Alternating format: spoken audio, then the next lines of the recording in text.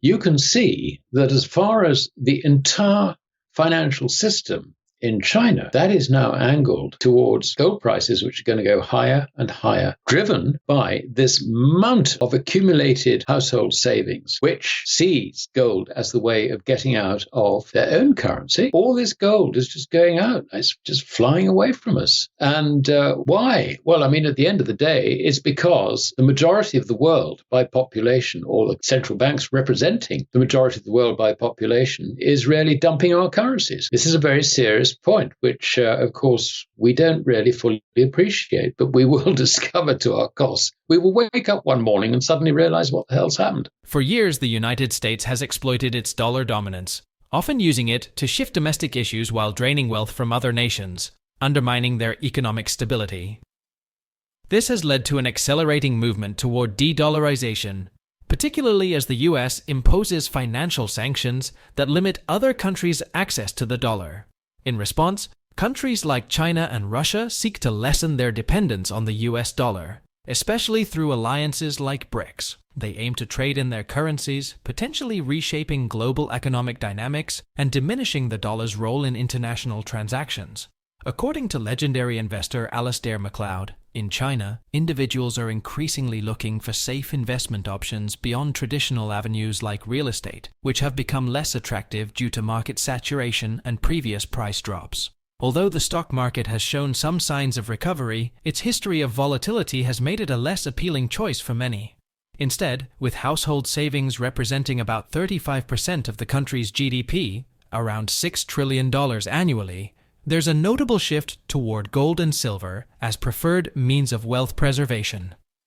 This growing interest in precious metals is reflected in heightened trading activity on platforms such as the Shanghai Gold Exchange and the Shanghai Futures Exchange. China held 72.8 million troy ounces of gold in June, signaling a firm commitment to these assets. This trend could have significant repercussions for Western financial markets, where gold is often represented through paper contracts that may not accurately represent actual physical holdings. With physical gold increasingly being withdrawn from vaults in places like London and the COMEX, Alasdair highlights that concerns over supply shortages are mounting. The movement of gold from Western reserves to countries like China and Russia indicates a profound reallocation of wealth and resources. As central banks diversify their reserves away from the dollar, especially in emerging markets, we could see a major shift in the global monetary system and overall financial stability. We will present clips from Alasdair Macleod's interview, but before we do, if you want more videos like this, please hit the subscribe button and turn on the notification bell for more updates. Thank you, and enjoy the video. Now, if we look at the Chinese situation in particular, we can add two further layers onto the problem. The one is the determination of China and its partners in the Shanghai Cooperation Organization and also BRICS to do away with using the dollar or depending on the dollar for their trade. The trade between them, the purchases of commodities, let's say, within their club, their sphere of influence, they want to do away with that. So that's the first thing about it. Chinese nationals cannot hedge out of the Chinese yuan through any other mechanism other than buying gold and silver. Now, this is important because household savings are reckoned to be 35% of China's gross domestic product. And particularly when you see the gold price being firm, when you see the demand for gold, not just through these banks, but also through deliveries, or what they call withdrawals from the Shanghai Gold Exchange, and also growing speculative interest on the Shanghai Futures Exchange, you can see that as far as the entire financial system in China, that is now angled towards gold prices, which are going to go higher and higher and higher, driven by this mountain of accumulated household savings, which sees gold as the way of getting out of their own currency. I think it would be wrong to say that Chinese individuals are buying gold because they see the dollar going down. They're buying gold because they see gold going up relative to other investments. I think there is a distinct possibility that this could lead to a crisis in Western capital markets, because when we deal in gold and silver, we are dealing predominantly in paper equivalents, which in theory are deliverable at the end of the day in gold or silver. But all the physical stuff is basically walking out of the door. I mean, you just look at the deliveries on COMEX. Virtually every day there are contracts stood for delivery, and we're talking about substantial quantities. Gold is also leaching out of London. It's more difficult to actually sort of, if you like, track the numbers there. But we just do know that all this gold and silver is just going out of the door, and it's no longer in our vaults. So where does that leave us? It leaves us with a huge, great problem. So there is a shortage of gold in official vaults in the West, which is unaccounted for. Meanwhile, it's all gone over to China and increasingly Russia, which started in this game only really at the time of the special operation in Ukraine and sanctions. At that stage, they stopped selling gold into the London market. All this gold is just going out. It's just flying away from us. And why? Well, at the end of the day, it's because the majority of the world by population, or the central banks representing the majority of the world by population, is really dumping our currencies.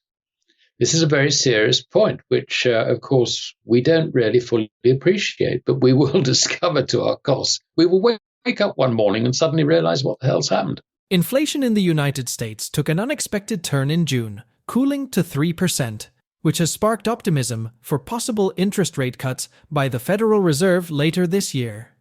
This figure was lower than the anticipated 3.1%, representing a drop from 3.3% in May.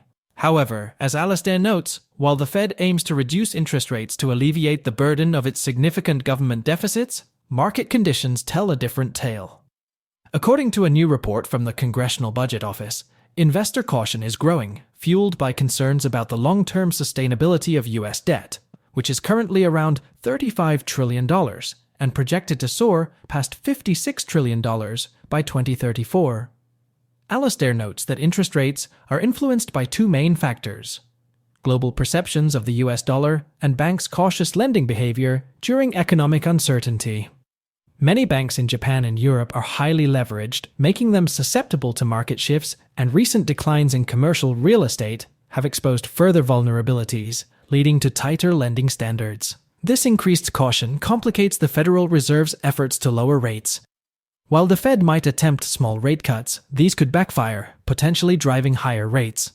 Additionally, rising government deficits and an increasing money supply threaten the purchasing power of major currencies like the dollar, euro, and pound. The point behind it is that the rates will be set by the market, not by the central banks.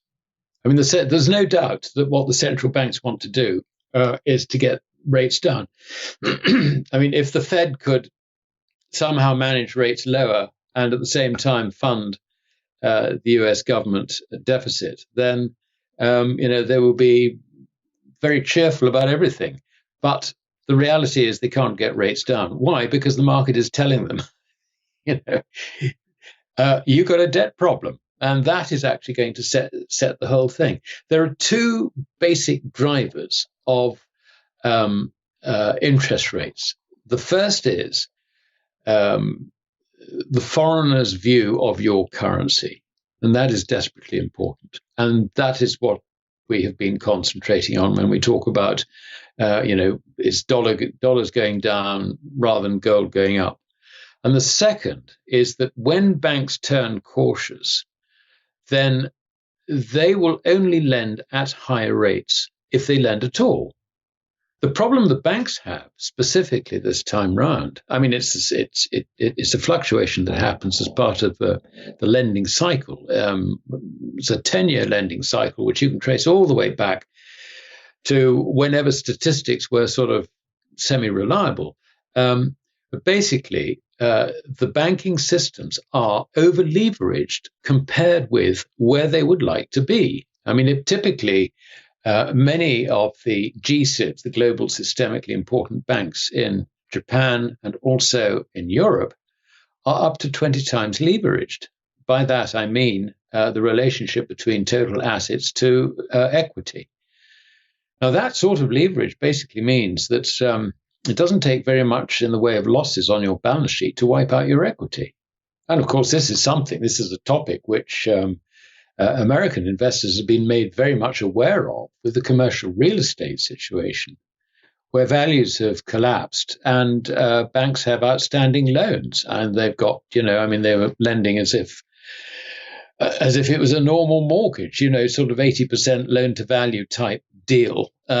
Yet the values have collapsed to, 30, 40% of what they were. So banks have got huge potential losses, which they're finding extremely difficult to deal with.